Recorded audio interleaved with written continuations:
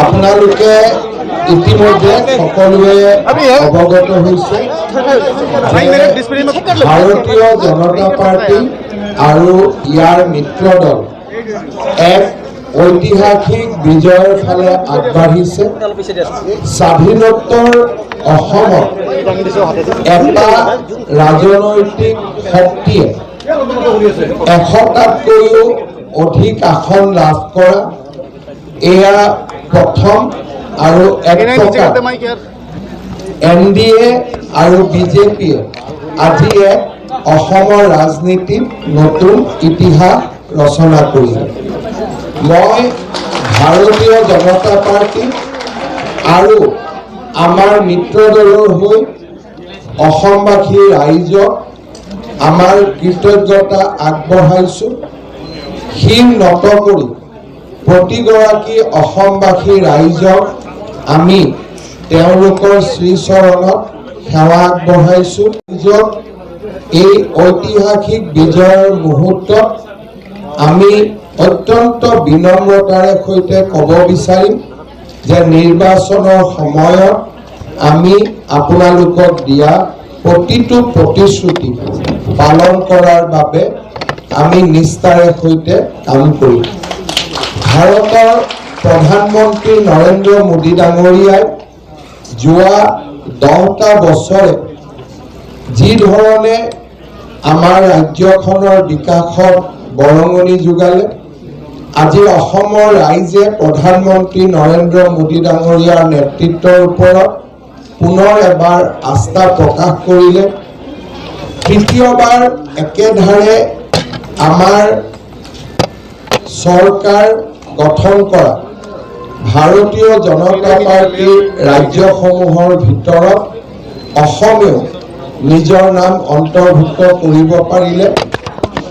প্ৰধানমন্ত্ৰী নৰেন্দ্ৰ মোদী ডাঙৰীয়াক মই পুনৰ এবাৰ আজি এই বিজয়ৰ ঐতিহাসিক মুহূৰ্তত কৃতজ্ঞতা জ্ঞাপন কৰিছোঁ। আমাৰ দলটোক এই বিজয়ক নেতৃত্ব দিয়া আমাৰ ৰাষ্ট্ৰীয় সভাপতি শ্ৰী নীতিন নবীন ডাঙৰীয়া আৰু অসমৰ শান্তি প্ৰতিষ্ঠাৰ পৰা বিকাশলৈকে এই সমগ্ৰ কৰ্মযজ্ঞত আমাক মাৰ্গদৰ্শন কৰি থকা ভাৰতৰ গৃহমন্ত্ৰী অমিত শ্বাহ ডাঙৰীয়াকো আজি আমি কৃতজ্ঞতা জনাইছোঁ। ভাৰতীয় জনতা পাৰ্টিয়ে বিশ্বাস কৰিছিলে যে আমি নিৰ্বাচনত 100টাতকৈ অধিক আসন লাভ কৰিব পাৰিম আৰু সেই বিশ্বাসেৰে আমি ৰাইজৰ মাজলৈ গৈছিলোঁ। ৰাইজক আমি বিনম্ৰতাৰ সৈতে ভোট বিচাৰিছিলোঁ। ৰাইজে হিয়া উজাৰি আমাক আশীৰ্বাদ কৰিলে। পুনৰ এবাৰ মই অসমবাসী ৰাইজৰ ওচৰত মই মোৰ কৃতজ্ঞতা আৰু সমগ্ৰ ভাৰতীয় জনতা পাৰ্টি আৰু ইয়াৰ মিত্ৰ দলৰ কৃতজ্ঞতা মই জ্ঞাপন কৰিছোঁ। সাংবাদিকসকলে যদি প্ৰথমতে আমাৰ স্থানীয় সাংবাদিকসকলে মোক যদি কিবা প্ৰশ্ন সুধিব খোজে আপোনালোকে প্ৰশ্ন কৰিব পাৰে, আপোনালোকক মই অনুৰোধ কৰিম। চনত জুবিন গাৰ্গৰ বিষয়টো কিবা ইছ্যু আছিলে। সদায় মই বিশ্বাস কৰিছিলোঁ যে জুবিন গাৰ্গ ৰাজনীতিৰ ঊৰ্ধত। কংগ্ৰেছে নিজৰ মেনিফেষ্টোত জুবিন গাৰ্গৰ বিষয় উল্লেখ কৰি তেওঁলোকে অসমীয়া ৰাইজৰ পৰা বহু যোজন আঁতৰি গ'ল আৰু মই ভাবোঁ যে এনে ধৰণৰ যি কংগ্ৰেছে পৰাজয় লাভ কৰিলে তাৰ এটা কাৰণ হ'ল যে জুবিন গাৰ্গক লৈ নিকৃষ্ট ৰাজনীতি কৰা। অসমৰ ৰাইজে কংগ্ৰেছক আজি এই নিকৃষ্ট ৰাজনীতিৰ বাবে এক প্ৰকাৰ শাস্তি প্ৰদান কৰিছে।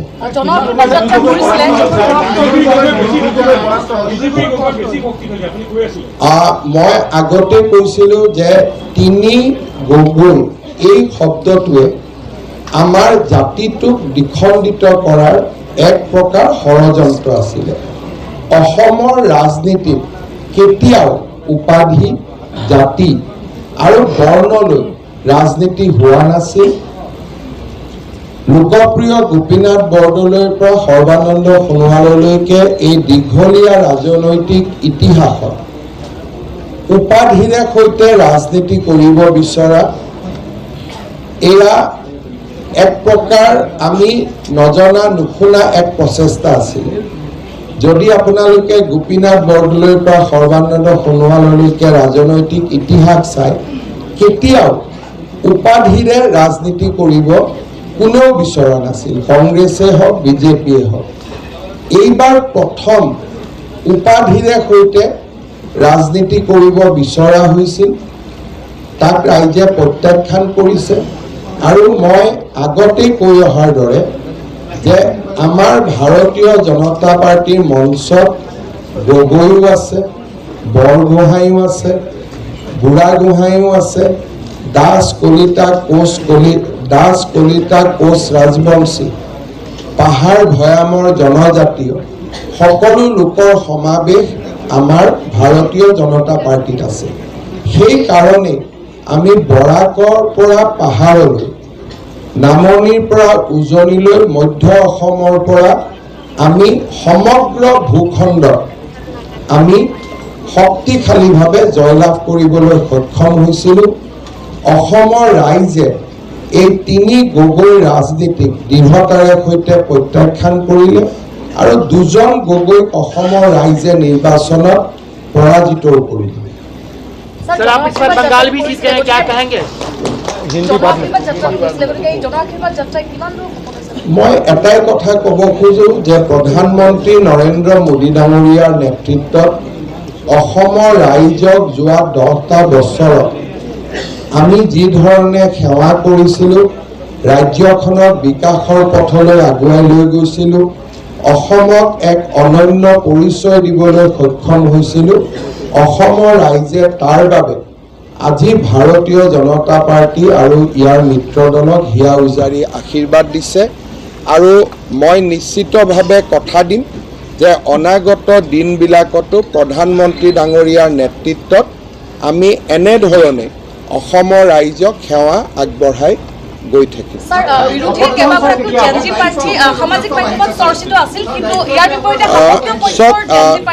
সামাজিক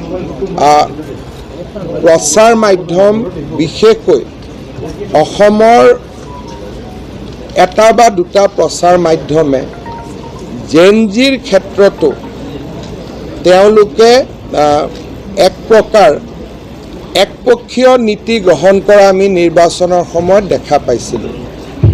সেই সংবাদ মাধ্যমৰ দৃষ্টিত ৰূপালী লাংথাচাও জেনজি নাছিলে, ধীৰাজ গোৱালাও জেনজি নাছিলে, মিলন দাসো জেনজি নাছিলে।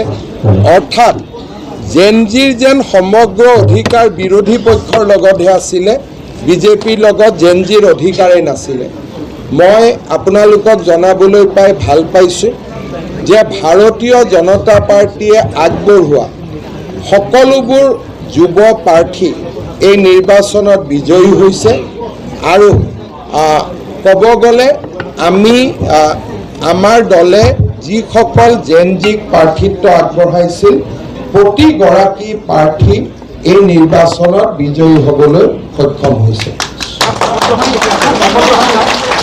এই বিষয়ে সাংবিধানিক নীতি নিয়ম আছে। প্ৰথমতে ৰাজ্যৰ মুখ্যমন্ত্ৰীয়ে পদত্যাগ কৰিব, তাৰ পিছত ভাৰতীয় জনতা পাৰ্টীয়ে দলীয় নেতা নিৰ্বাচন কৰিব, তাৰ পিছত NDA নিজৰ নেতা নিৰ্বাচন কৰিব আৰু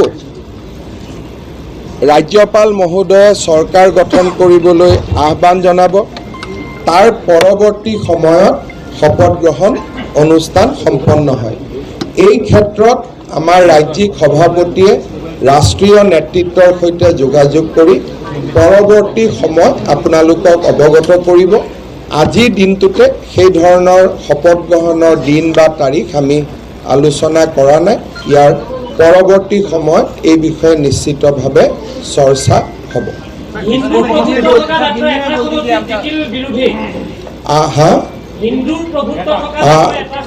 কোনটো চিটত জিকিলে হিন্দু প্ৰভুত্ব থকা? মইতো জানাত শিৱসাগৰত কংগ্ৰেছ জিকা নাই, শিৱসাগৰত ভোট গণনা চলি আছে এতিয়াও। সেইকাৰণে মই ভাবোঁ যে এইবাৰ বিৰোধী পক্ষ